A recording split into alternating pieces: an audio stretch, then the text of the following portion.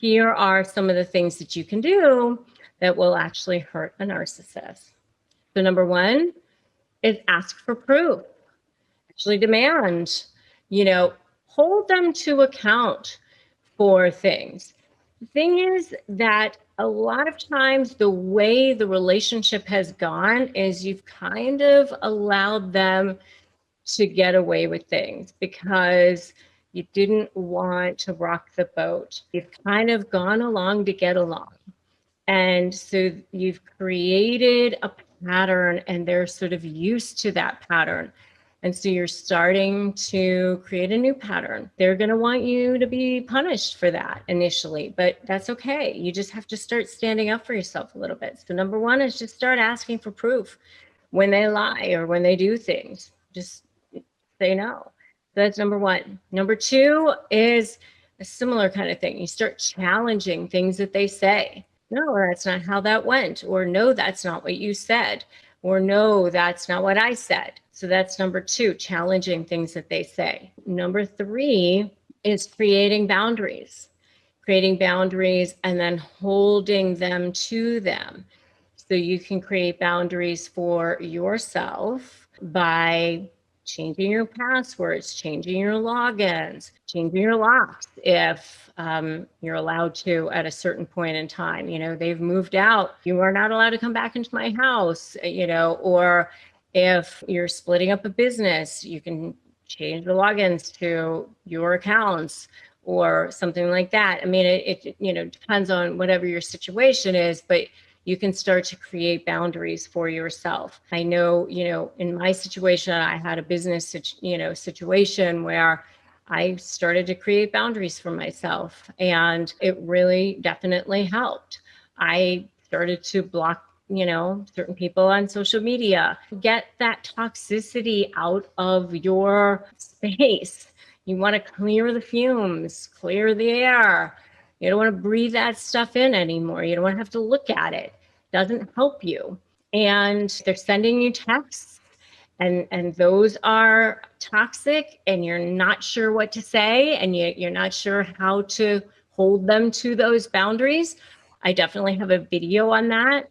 It's called Kick-Ass Comebacks to Narcissist Texts. You can check that out if you'd like as well. Lots of really great stuff in there. Okay, so that's number three. Number four is you can create choices for them and hold them to those choices. And it helps you as well. So it's kind of another way for you to have a boundary for yourself. You can do this or you can do this. And that will actually start to hurt them as you're saying, no, this is it or this is it. That's it. That's number four. Number five, this will definitely start to hurt them, is exposing them to people they respect. This is a way, by the way, to start creating some leverage as well, is threatening to expose them to somebody that they respect, threatening to expose them to the judge, threatening to expose them to the mediator, threatening to expose them to employer, employee, something like that. That's a great form of potential leverage. They certainly don't want that. And that's all part of my SLAY methodology as well. Number six is similar, and that is exposing them to a new form of supply, especially when your relationship is starting to come to an end. They're going to be slithering off and looking for a new form of supply. They need to have as much supply as possible. So when you're cutting off your supply source, they will go off and start looking for a new form of supply. So if you start to potentially threaten to expose them to a new form of supply, that will definitely hurt that narcissist forever. They will hate that. That is number six. And hey, if you are so ready to expose them, give me an expose them in the comments. And this is all, by the way, a way to ethically manipulate the manipulator, which is what I talk about as far as how to create strategy. And it's, part of my SLAY methodology, strategy, leverage, anticipate, and focusing on you. That is how you powerfully negotiate with narcissists. All right, that's number 6. You ready for number 7? Number 7 is one of my favorites, by the way. This is how I kind of started down the path of freeing myself from narcissists, my own personal self, and that is not taking the bait. You kind of see it. This is when you start to know you're becoming free, because you start to see it dangling there, and you don't take it. Like, they start to say things to you that normally in the past you would have been triggered, where they say that thing. In the past, you would have been like, you say what to me? You think that? What? You know that. And you just go, mm-hmm. Hater's gonna hate. You don't take the bait. You just don't. You just see it and you go, okay, whatever, and move on. That's so good. That will totally hurt them. Totally hurt them. And you know what number 8 is. You guys know what it is. It's moving on. Ease on down the road. Easing on down the road. You moving on. Rear view mirror, and you don't even look back. I like to say wiping them from the CPU of your life, like they never existed. That's my fave. Like, you don't even remember their name. Who? What? I don't even know that person. That's the one. That's the best one. That will definitely hurt them for Evs. I do want to say before we dive in that you want to make sure that you never put yourself in any sort of danger. So if you are feeling like you are in any sort of danger, please don't put yourself there. The point of this video is to hurt them in a way that is going to push them out of your life so that you can break free, so that you can walk away, so that you can erase them from your memory, so that you can erase them from your life. The real pain for them is to be erased. That's kind of the end game here. So, how do you get there? How do you move toward that place, right? Because you're the one who constantly feels like this ain't fair. How's this happening? Everyone's believing their lies. They constantly get away with everything. Believe me, I know. I hear it all the time.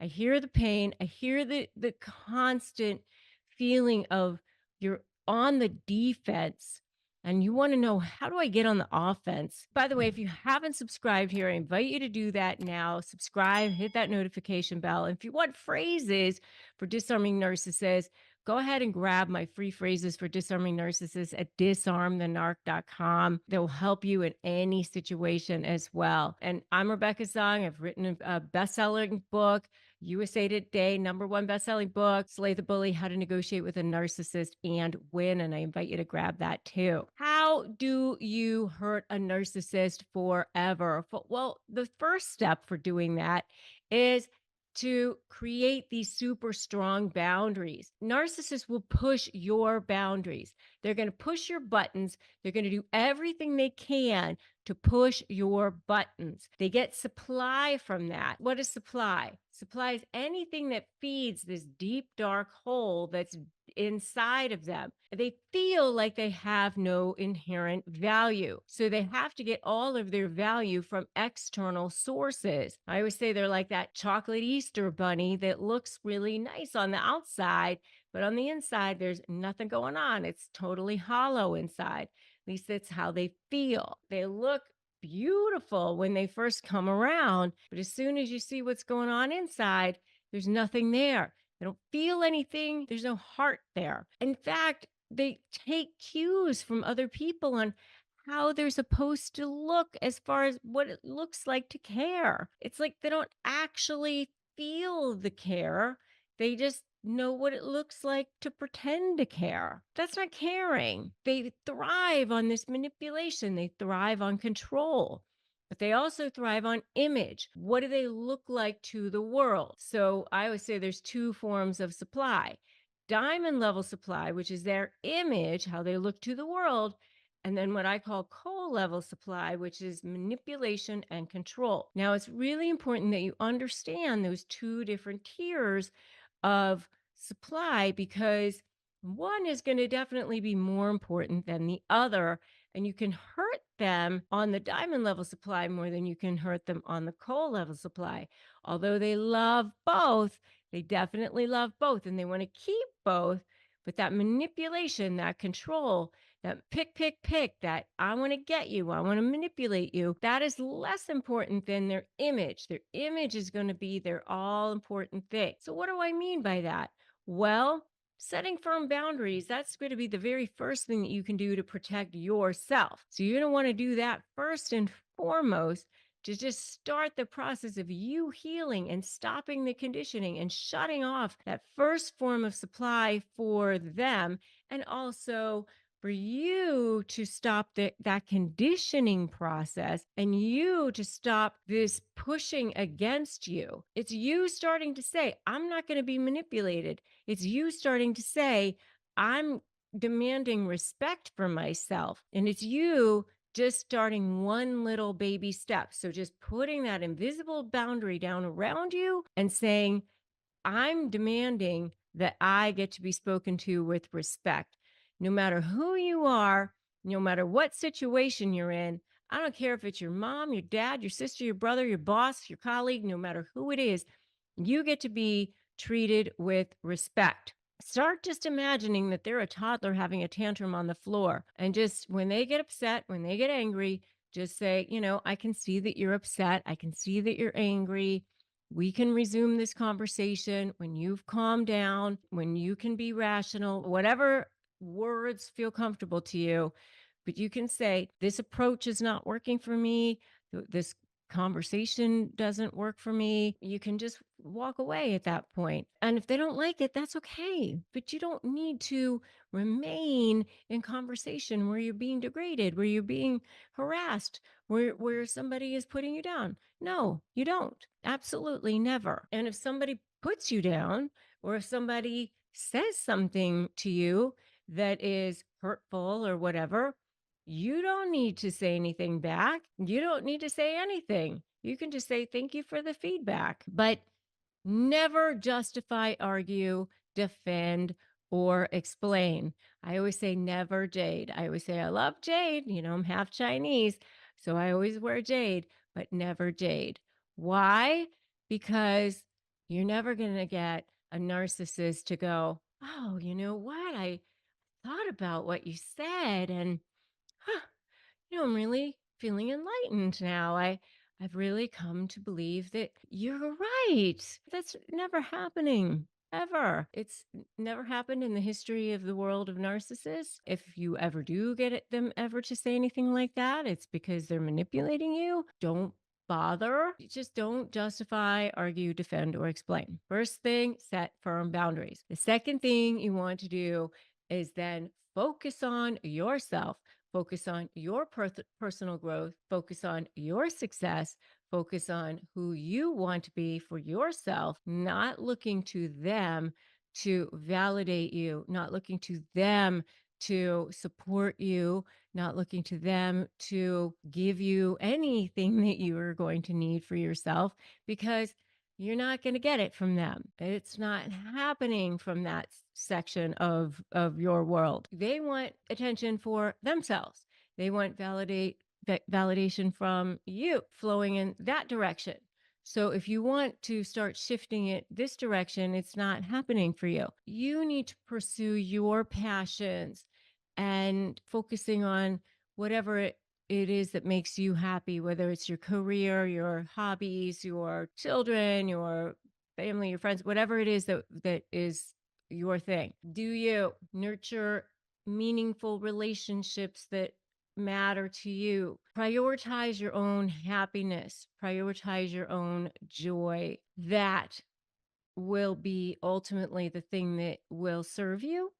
And it will be a potent form of self protection down the road. It will definitely hurt that narcissist because they'll see that you're moving on, that you don't need them anymore, that you don't care so much about what they think or they matter so much. And it will hurt them. Focus on you. In the comments, I want you to write, I'm focusing on me. Put that in the comments below. I'm focusing on me. And if you need extra support, join my free private Facebook group, Narcissist Negotiators with Rebecca Zung. It's a great place for support. Lots of great people in there supporting each other. And I want to know, what boundary setting techniques are you going to employ? Which ones have you found to be effective too?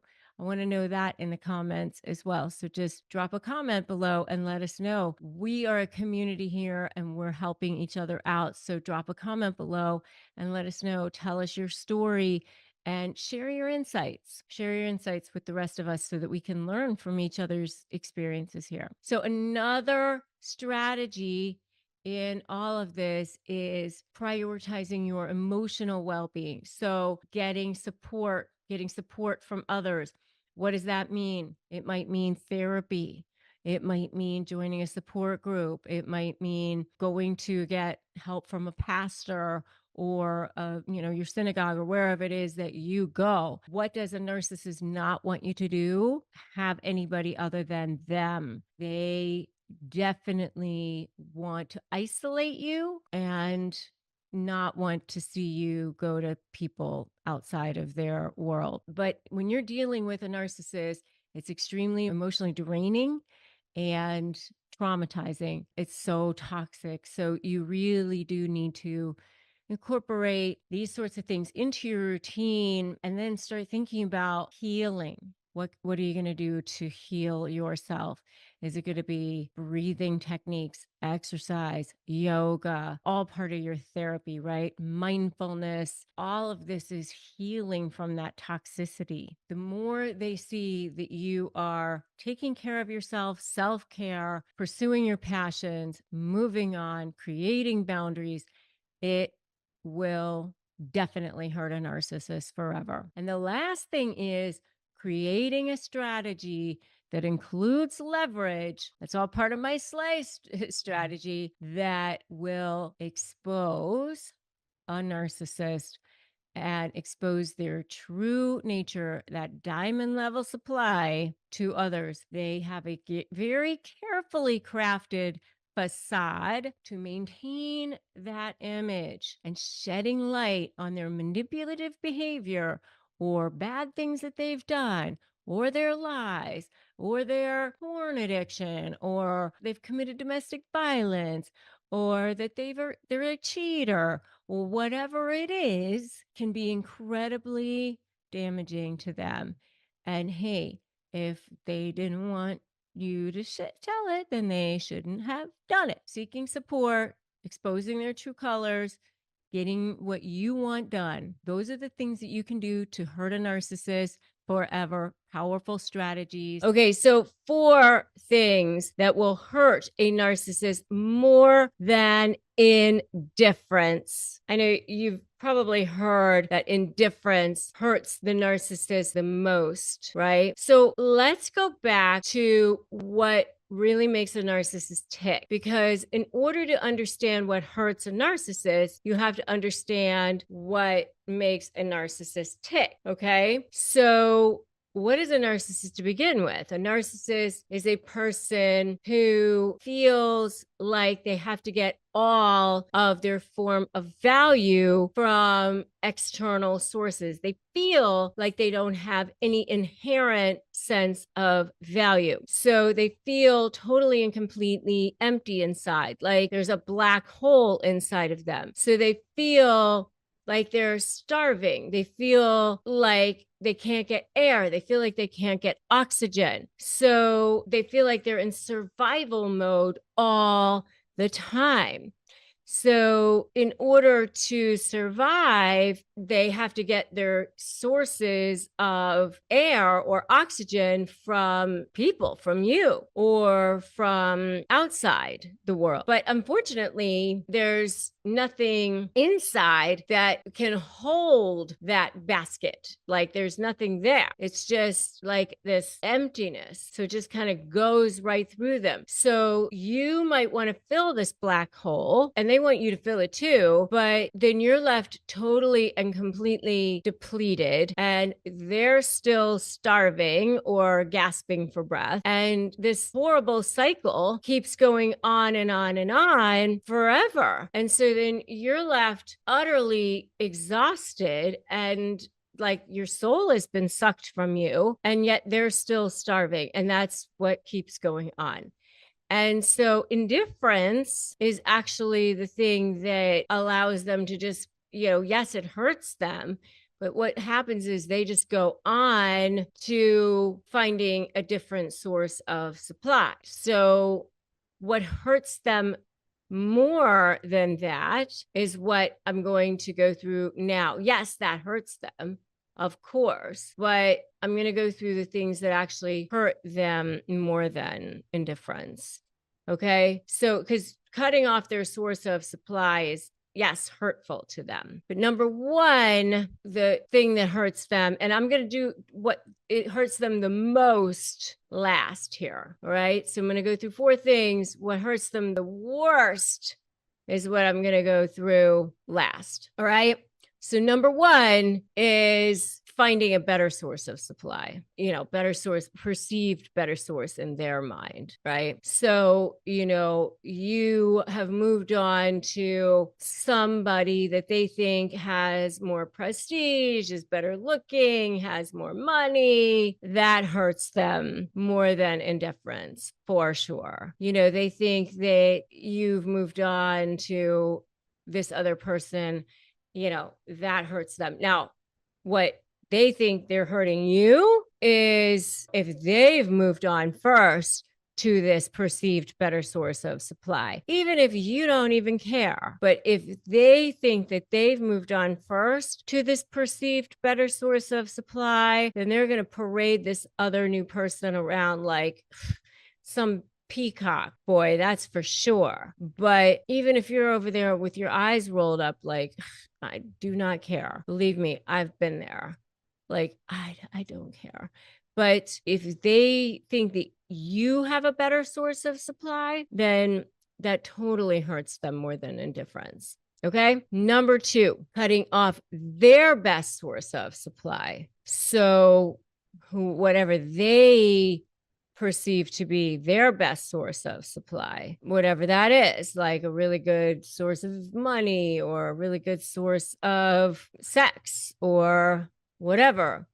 If you cut that off, then that will definitely hurt them more than indifference. Okay. So, maybe they think that they're, have a good source of prestige or something, and they don't get to have that anymore. They get to go to some country club or something, then that will hurt them more than indifference as well. Okay. So that is another thing that hurts a narcissist more than indifference. Another thing that hurts a narcissist more than indifference is losing. So losing anything, by the way. So it doesn't, and I don't mean just losing like a game or losing negotiations, but losing negotiations for sure. But it could be losing their looks.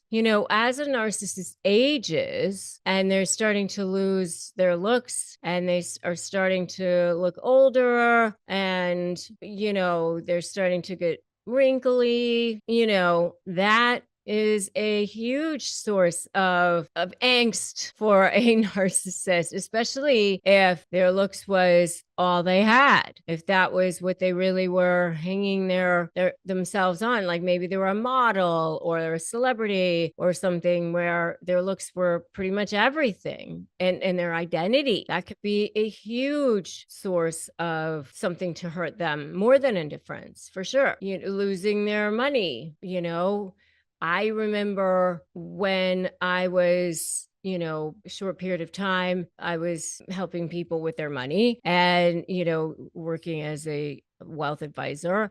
And I remember people losing money in the stock market, or losing, when people lost money to Bernie Sanders, or not Bernie Sanders, whoever the guy was that took all that money from people, Bernie Madoff, that's who it was. People wanted to like commit suicide or whatever, because that was like their entire identity. Any kind of losing like that, where like their identity is wrapped up in the thing, then that's what the narcissist identity is, then that can hurt a narcissist more than indifference. And if you've seen it, put a "seen it" in the comments for me. Say, "I've seen it," because I know you have. We've made our way through the first 3, and now we are going all the way down to our 4th one, which is the best one. I've been trying to make my way down to the best one here, which is exposing them to their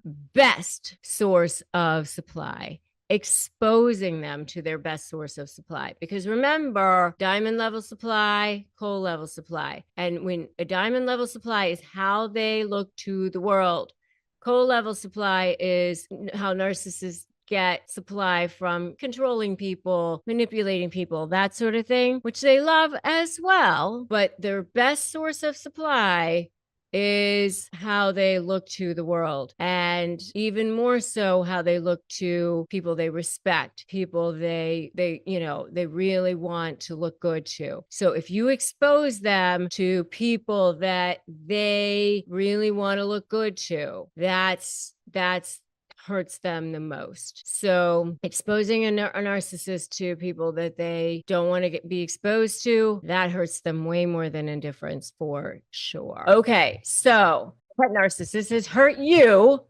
so many times. How about you know what hurts the narcissist the most for a change? And this is really important because this really has so much to do with how to powerfully negotiate with narcissists. And this is something that I teach all the time. This is something that I really, really share in my negotiation courses and in my training. So this is the critical piece. And by the way, you need to watch till the end, because the ending is going to absolutely shock you. All right. So the one thing they really don't want more than anything is they don't want to be exposed. There's different levels of things for narcissists. They don't want to be exposed, meaning they want to look good at all times. They don't want to be exposed. So one of the main things that could really hurt a narcissist is criticism in front of people they respect. And this could come in a lot of different forms. So making them look bad in front of others, criticizing their intelligence, criticizing their looks, their success. You could be out to dinner. You could say something so benign,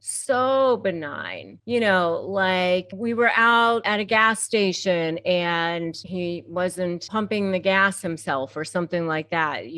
I don't know. I mean, I'm just totally making something up. This isn't something that ever happened to me in my real life, just so you know. And the husband could like go flipping out over that. I mean, something that you wouldn't even think wouldn't even be a thing. He didn't drink all of his coffee. I mean, anything.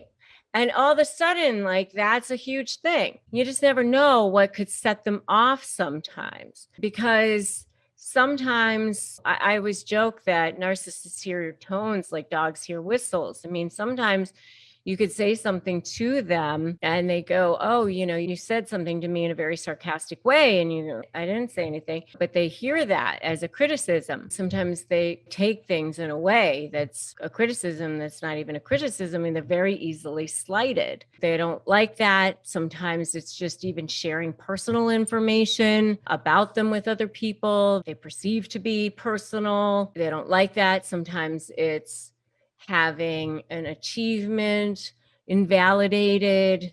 They don't like that. There's a lot of different things, but if they are criticized in front of people in a certain way, they definitely don't like that. And so when you're going to negotiate with them, certainly any kind of potential exposure is going to be a great way to create leverage. In my SLAY methodology, which is strategy, leverage, anticipate, and focusing on you, I talk a lot about how to create that strategy, that leverage. And leverage is oftentimes tied up in that potential exposure because they really don't want to be criticized. They really don't want to be exposed. In my video, How to Make a Narcissist Panic, I talk about how to make a narcissist panic. And you can definitely check that out if you'd like. They definitely do not want to be exposed. So that is one thing where you could really hurt that narcissist. Okay. Number one, criticism in front of people they respect. All right. Number two, it could even be more in a private setting, but being ignored or being told no. Any kind of thing where you're ignoring the narcissist. And by the way, this is one of those things, good for the goose, not good for the gander, or, gander, goose, whatever. Who's ghosting all the time? Yeah, narcissists have no problem doing that to you, but definitely can't ignore them. I mean, they will flip out if you ignore them or tell them no, or just any kind of thing where they feel like they're not in control. They don't like that. Or if you tell them they're not good enough or they're worthless or anything like that, of course, they don't like that. And who likes that anyway? I mean, obviously, but they really don't like that. I mean, if you tell somebody who has a strong sense of self that they're not good enough, that they're not worthless or something like that, they might go, okay, whatever. But if you tell a narcissist that, they might get extremely defensive. They may not like that at all. You really don't want to do that sort of thing, even private with a narcissist. They can projection, deflection, especially if they can be abusive or something like that. You really have to be careful about that as well. And if any of this is resonating with you guys so far, give me a totally in the comments or tell me what you guys have seen so far as what hurts the narcissist the most. Okay, so those are the first two. Now I'm going to unveil what I told you is, I think, going to shock some of you. This is not what you normally would think of when it comes to narcissists, but it's true. And I've told you guys many times that the narcissist is this most scared little person on the planet, deep down inside. And so the last one, the thing that scares them the most, the thing that would hurt them the most, number 3, is being abandoned. Yep. The narcissist is really, really afraid of being abandoned, and that would hurt them the most. But let me tell you, you cannot save them. And staying with them will absolutely suck your soul. It will drain the life out of you. Believe me, I know. And I was never with a narcissist in a romantic situation. My situation was, I was in a business situation, and then we have one in our family, my husband and I. And there's a reason they're called energy vampires, okay, guys? You can't expect that they will be rehabilitated. You empaths out there, I see you out there. You think you can save them, and you cannot. No, you can't. You can't fix what's broken. Something happened deep down inside in them a long time ago. You can't fix it. You can't fill that void. It's a hole that cannot be filled. They have a fear of being abandoned. That will hurt the narcissist the most. You can't fix that. Okay, so I've seen narcissists actually be hurt. I know you don't think that they can actually be hurt, but they actually can. And I've seen it happen. And really, it comes down to this. They don't want to be exposed, for one thing, but I'm going to boil it down to basically 3 things here for you. Okay. So the bottom line is they want to maintain control. They want to maintain control all the way till the end, and they'll do whatever they can to maintain control. There's these various levels. And as you are sort of slipping out of their hands, they'll do whatever they can to maintain control. So here's what's going on here. You have been under their spell for a long period of time. And they started off with this love bombing, and then they went into devaluing, and then back to love bombing, devaluing, back to love bombing. And during that process, they were sort of grooming you, conditioning you. And they really thought that throughout that process that you would never really leave, even if they left you, that somehow you'd still sort of be under their control. And that's why even throughout the whole discard process, they're still trying to love bomb you in some way, the hoovering you and all that sort of thing. So when you first go no contact, that will hurt them. I mean, when you first start throwing up those boundaries, that will definitely hurt them. When they start to realize, whoa, maybe things are shifting, maybe things are different than they used to be, that's definitely going to hurt them. And they may not let on right away. They may posture. They may start to act like, bring it on. They may act like they're not hurt. I mean, a lot of times they'll say, oh, go ahead, try it. They may say, I don't really care. They may say, I saw what you filed, and that's just a bunch of crap, or whatever it is that they're saying to you. It may seem like you're not getting to them, but I'm telling you, when you go no contact or you start throwing up those boundaries, it's definitely going to hurt. Whenever you're cutting off a supply source, it definitely hurts. And let me tell you something else. If you are providing some sort of grade A level supply source to them, meaning adulation, compliments, money, sex, some sort of supply source to them that they really, really love.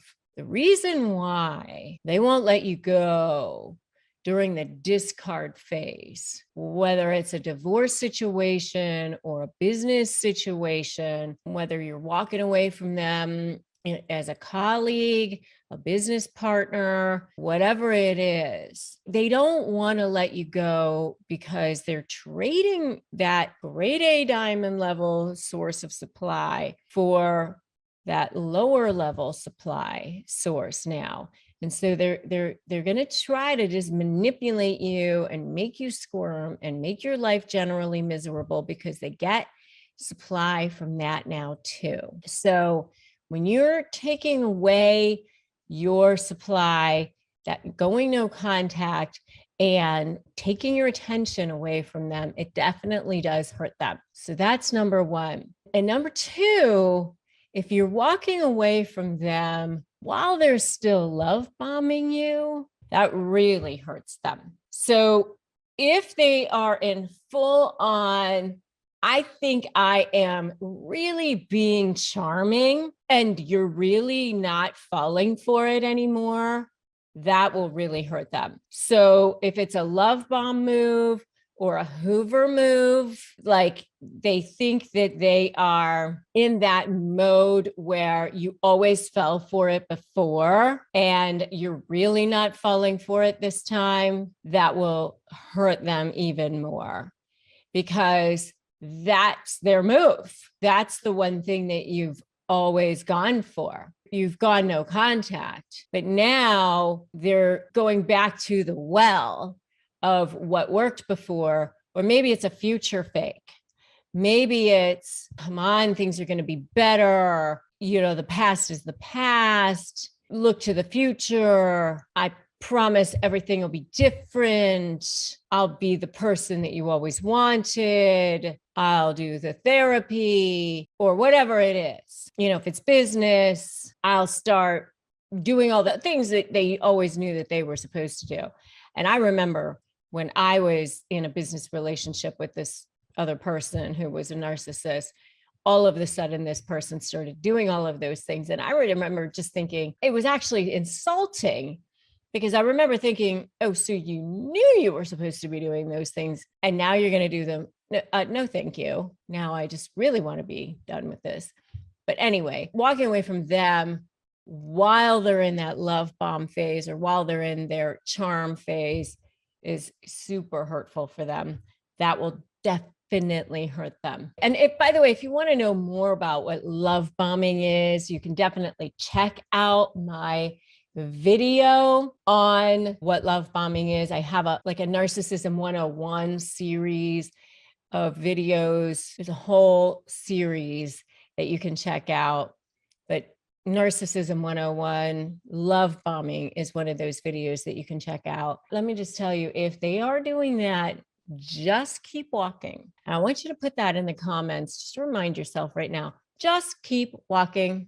Put that in the comments right now. Just keep walking. Last one is being the first to leave before they've lined up new supply, because they want to make sure that they've got new supply, better supply, something to, I'll show you that I've got better supply, new supply, something that kind of shows you that I won, because they want to be able to have gotten something to fill that hole, fill that gap, which of course it is that black hole that's never filled.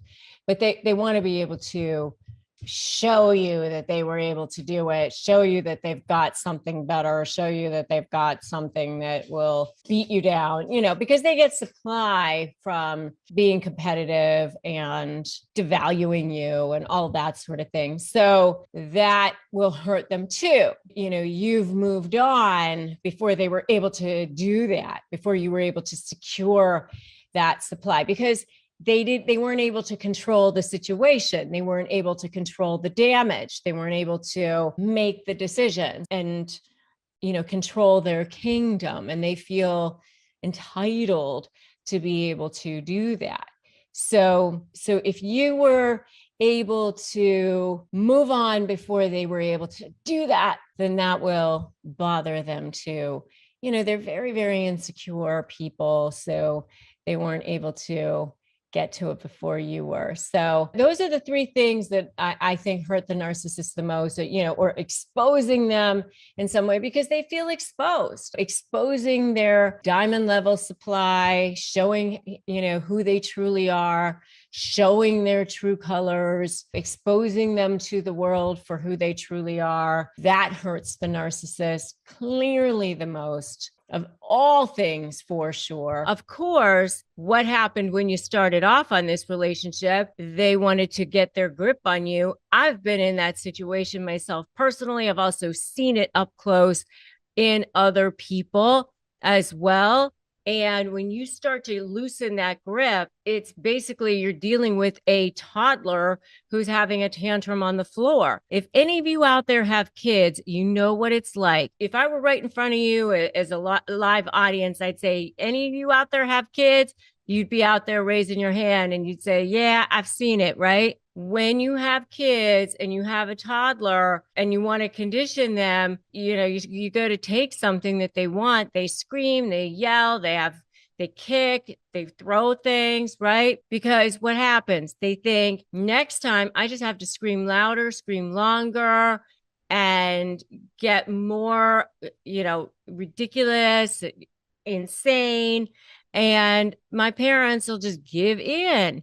Right? That is what is going on with the narcissist. They just figure, I'll just get even more obnoxious. And next time they'll have to give in and give me what I want. And you just have to go, okay, I have to be stronger and become like the most strong version of myself back, and realize that that's what's going on, and start to look at them as if they're having a tantrum on the floor, and not get pulled in, sucked in, dragged into the mud.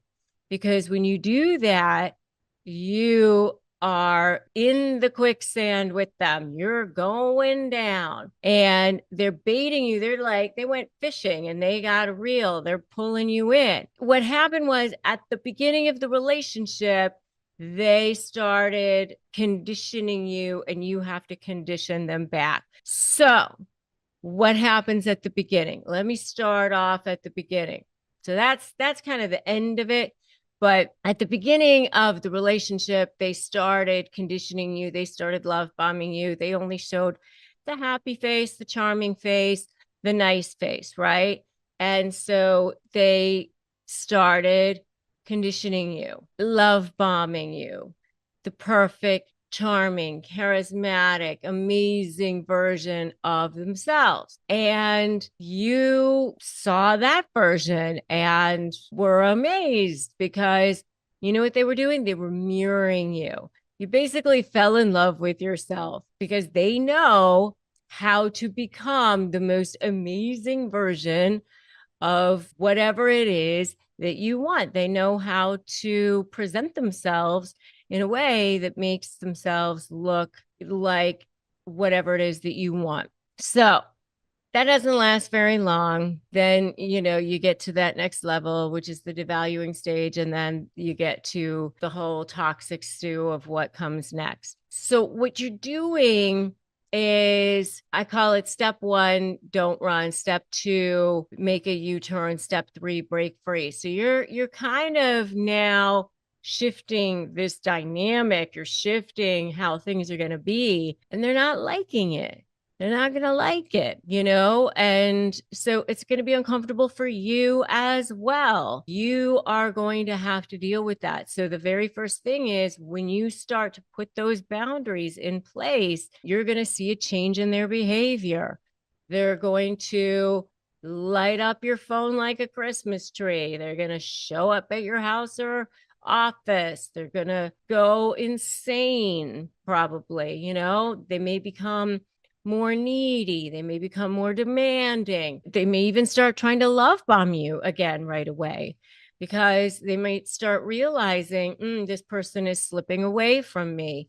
And this is in a business setting or a romantic setting, if you will. By the way, I saw it in a business setting. I was business partners with a narcissist, and I saw it in a business setting. That's when you start to see them doing all the things that you wanted them to do in the first place, a lot of times, which is highly annoying, by the way, because then you start, that they know what they're supposed to be doing, which is not really fun. And then they start to do something what I call future faking, which is they start to tell you everything's going to be amazing. You'll see. Don't look at all the stuff that happened in the past. The future is bright. We will see how great it's going to be. And they'll promise you the moon, because they don't plan to, deliver on any of those promises for very long anyway.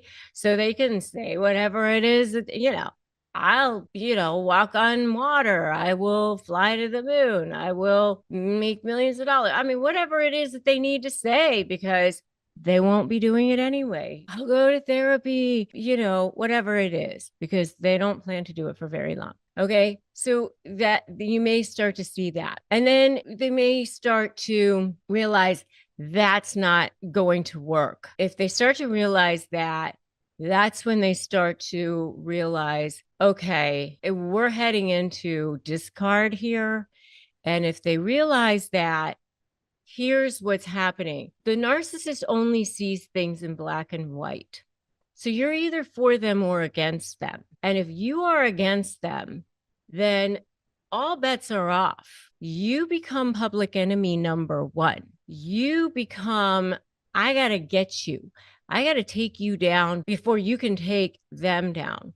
Okay. And what I find really fascinating is especially what happens with the covert narcissist at that point, because with the covert narcissist, that's when you start to see that mask come whipping off. And by the way, if you're starting to now try to communicate with this narcissist, you're trying to dealings with this narcissist, you're trying to text, email, have responses with them, I do have a free download for you, a gift for you that you can use, phrases to disarm narcissists. So you might want to grab that at this point, and you can get that at disarmthenarc.com. Make sure you go to disarmthenarc.com, free phrases for disarming the narcissist. You keep it nice and close and handy for you, disarmthenarc.com. So, they may try to gaslight you at this point.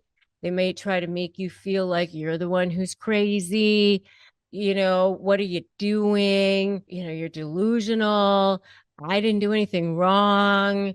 It's you. They might try to do that sort of thing. They might try to launch into some sort of a guilt thing. You're breaking up the family. Why would you abandon us like this?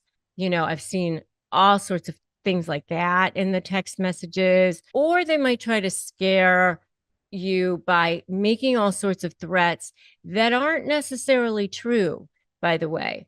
I've seen threats like, I will take the children and you will never see them. If you leave this house, you won't get any of it. You won't get any of the business. You won't get any of the assets. Those kinds of threats are completely empty because the law is the law. You get half the assets. The law is usually on your side with regard to children. Many times in most states nowadays, it's a 50-50 kind of a thing with kids as well. Those kinds of threats are usually ridiculous and ridiculously empty also. But, they may try to bully you. They may try to make unreasonable demands. They may even try to bully you into signing something right away. Do not do that. They may start to do those kinds of emotional blackmail kinds of things. And if you've seen any of this, put I've seen it in the comments below. I've seen it. Put that in the comments because I'm sure you guys have already seen some of these things, haven't you? I know you have. Then what happens next? Smear campaign. During the discard phase, this is when you start to see the birth of the smear campaign. Yeah, they start heading out to their third parties, their flying monkeys. They want to build that army against you. Is it their friends, their neighbors, their family members? It might even be your kids. Ugh, so bad. I mean, the worst. But they want you to feel like the world is going to be ganging up on you. You're the only one. Okay, so let's talk about what happens when they, you've shut them down, you've cut them off, you've moved on, you have a different life. It's way better. The air is cleaner, the grass is greener, the sky is bluer because you have finally rid yourself of that negative energy that you did not need. And you're finally moving on. And then bam, what shows up over there in your inbox? A little DM, a little like, oh, hi, here I am again. And you're like, oh, this is what happens when you go, you know what? Delete. No, thank you. Block. I'm moving on. I'm not interested anymore. So what's going on their end of things? What's happening over there? They're sitting in their room and no DM back, no bites on the little fish. They sent out that fishing line. They were hoping for a little nibble on the bait and nothing's going on over there. So what are they doing? So the first thing that they're going to want to do is what I call the heat. They're going to turn up the efforts. They're going to flood you. Now, suddenly, there's going to be tons and tons of text messages. Maybe they're going to show up at your house. They'll show up at your office. They'll send you things. Maybe, all of a sudden you get flowers or something shows up at your house. They're just going to turn up the heat, flood you, do that much more to let you know that they're still around, that you can't refuse that Hoover, that you can't shut them down, that they're going to penetrate you no matter what. So they'll turn up the efforts and really, really try to make it hard for you to continue to block them and say no and have your boundaries. That's the first thing. I call it the heat. Number two, I call the workaround. So this is where they are going to be reaching out to others around you, and they might, try to find other ways to kind of let you know that they're still around. So they'll find people that are close to you and maybe send them gifts. This is something that I have a member in our family who is a narcissist, unfortunately.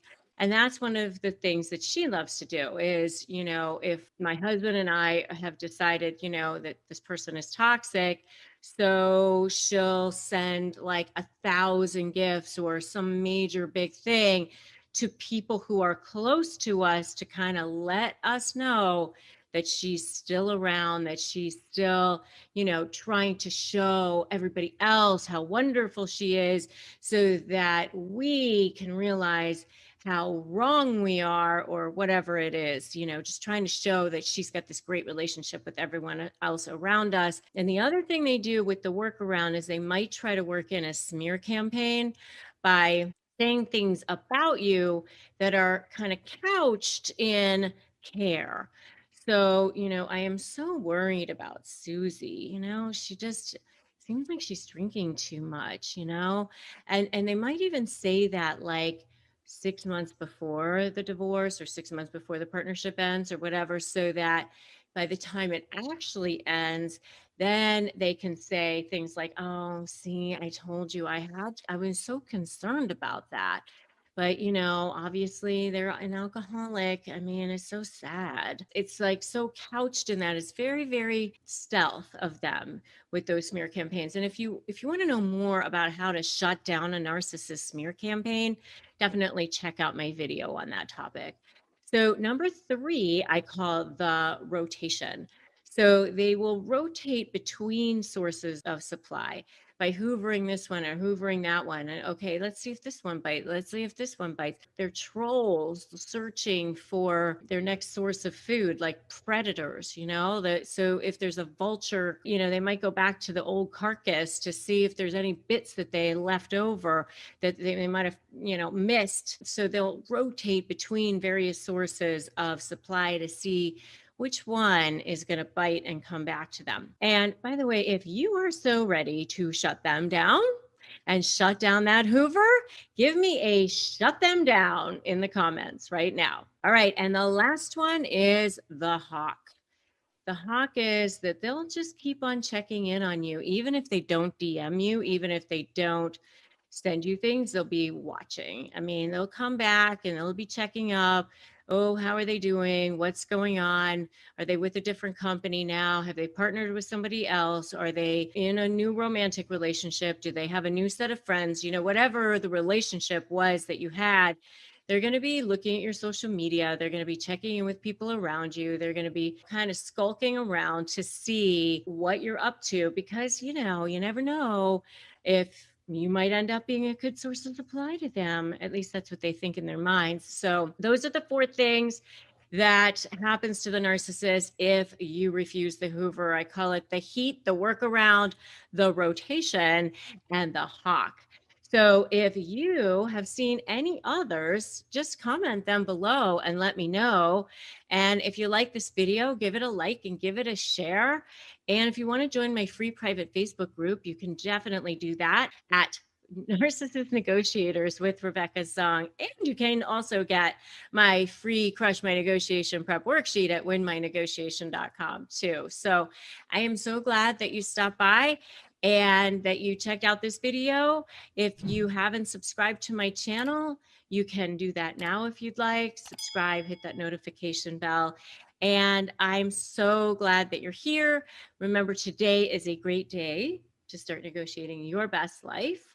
Always, wherever you are, is the jumping off point. It is never too late. You only fail if you stop trying. Okay, so the signs that you've actually hurt the narcissist. I know a lot of you are thinking, do they even get hurt? Well, they do.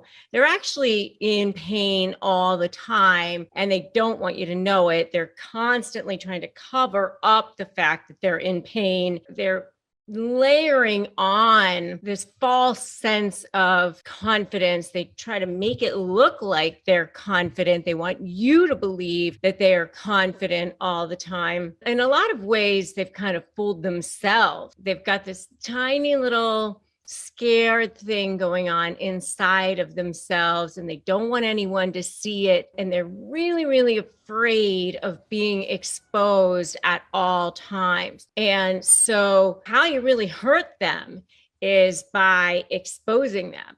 And that's really, when you're going to negotiate with them, the biggest way that you can gain leverage with them. In a lot of ways, how you build your case for negotiating with them.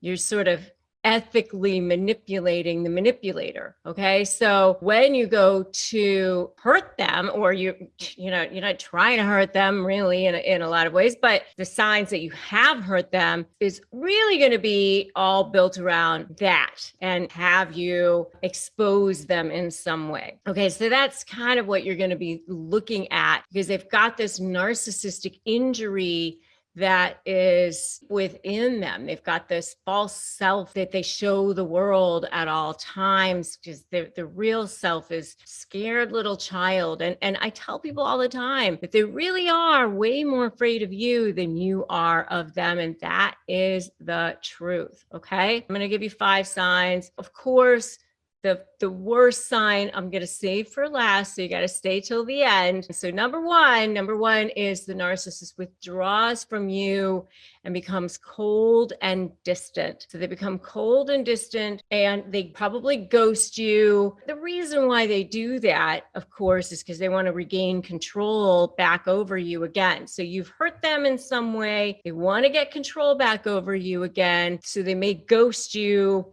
They may become cold and distant. They're looking to get control back over you again. They want you to go, oh, come on, come back. So they may withdraw from you. They may become cold and distant. They're looking to manipulate you back into the fold. So they may become cold and distant. So that's number 1. Number 2 is they may start making excuses for their bad behavior. So you may see them, start pushing off their bad behavior on someone else, lying, denying. That's their MO. You always see them, projecting and deflecting, lying and denying. That's what I always say, it's never their fault. So you might start seeing them do some of that, because if you start to expose them in some way, if you start to actually hurt them in some way, and you start to kind of get at them, they're almost like caged animals in some way. You kind of got them, you start to corner them, they're going to start to fight back a little bit. So that's a good sign that you've hurt them in some way. You're starting to get them when you start to see them fight back like that. Okay. And number 3 is kind of similar, instead of putting the blame on other people or making excuses for their bad behavior, now they're starting to put the blame on you. Now they're going to start going after you. When you start to see them kind of become unglued like that, and now they're starting to put the blame on you, you know that you're starting to hurt them in some way. You know that they're getting hurt in some way. And so now they're putting the blame on you. Because what's happened is they've been conditioning you, honestly, since the very first moment that you've been in a relationship with them, whether it's a business relationship or a personal relationship. Believe me, I know, because I was in a business relationship with a narcissist and I had it too. And they put you in these situations where they do condition you. And so you have to stop the retreat. If you're going to start to shift that dynamic, they're not going to like it. So they're going to start to have a little bit of a tantrum, at least early on, maybe a lot of a tantrum, at least early on. Okay. So that's number 3. When they start to have that narcissistic injury gets inflicted, you might start to see that narcissistic rage come flying out. When you start to see that rage come flying out, you got to stand your ground. That's when you really start to want to go, oh God, no, I'm not going to do this. But you got to stand your ground. And so I want you to put in the comments right now, I will stand my ground. That in the comments right now, because I want you to remember to do that. I will stand my ground. The next thing is that they may accuse you of things. because now they're going to want to get at you. They know how to trigger you.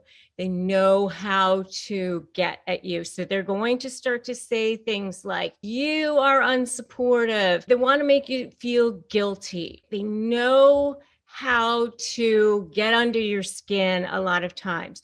So they may start trying to manipulate you back into the fold. They may start to devalue you, criticize you. They're starting to become unglued. So this is number 4. And you can check out my video called The Collapse of the Narcissist. They're becoming unglued. They're starting to collapse. And that may be what happens when you really start to hurt that narcissist. Okay. So that's number 4. Number 5 is when you get into that full on discard phase. When the discard phase is in full form, what happens with narcissists is you're either for them or against them. And if you are against them, then you become public enemy number 1. And then, they will try to isolate you from your friends and family. They may discard you completely without any explanation, or if they don't want you to discard them, then they start maybe stalking you, or they go into full-on meltdown mode, or they still trying to get you while they move on to some other form of supply. Maybe it's smear campaign, flying monkeys, new form of supply. They're in desperation mode at that point, trying to take you down, full on war. I mean, it's all sorts of things. But this is where you really got to stand your ground, because at the end of the day, they will move on to a different form of supply, because that is what they have to do. That's how they survive. And it will be some form of supply other than you eventually. Believe me, I know. I've seen it thousands of times. So those are the 5 signs that you have hurt the narcissist. Why your narcissist is so afraid of you? The answer is going to surprise you. But it comes down to one thing. Their supply, that drug, they need this like oxygen. It's like their blood, it's their lifeblood.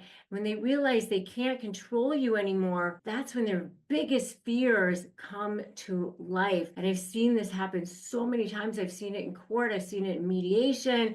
I've seen it in coaching. I now train coaches, and I've seen their coaching when they've been coaching others. I train people in corporations now. I've seen it in all sorts of settings, and they're so terrified of being exposed. It's that mask, and they don't want that mask to come off. And when it does, they just have to go find another supply source. They spend years carefully crafting this fake image, and they manipulate people into believing that they're a person that they actually aren't. And the second that someone sees through that mask, they start to panic.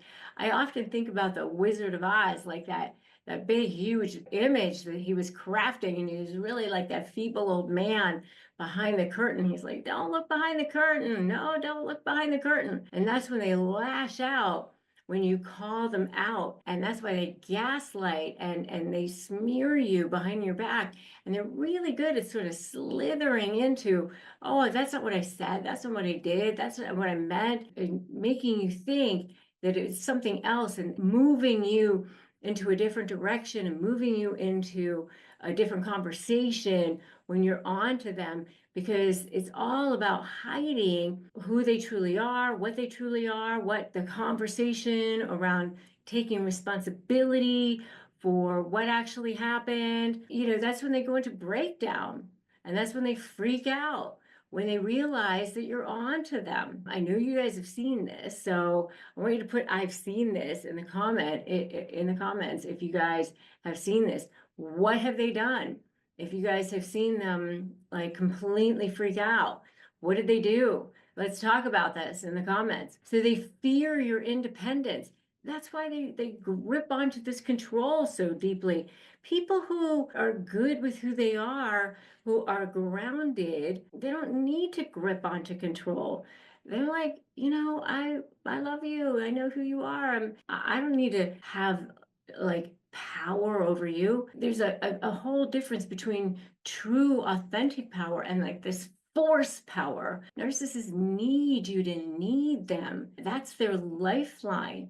The moment they see you becoming independent, that's when their fear kicks in. When you stop seeking their validation, they panic. When you stop reacting to their insults, they lose control. When you show them that you don't need them anymore, they realize that they're powerless over you. And that's when they start to put you down. They start to insult you. They start to manipulate you. They start to say things, like nobody else will love you. Nobody else wants you. People who feel good about themselves don't treat each other poorly. It's only the people who feel bad about themselves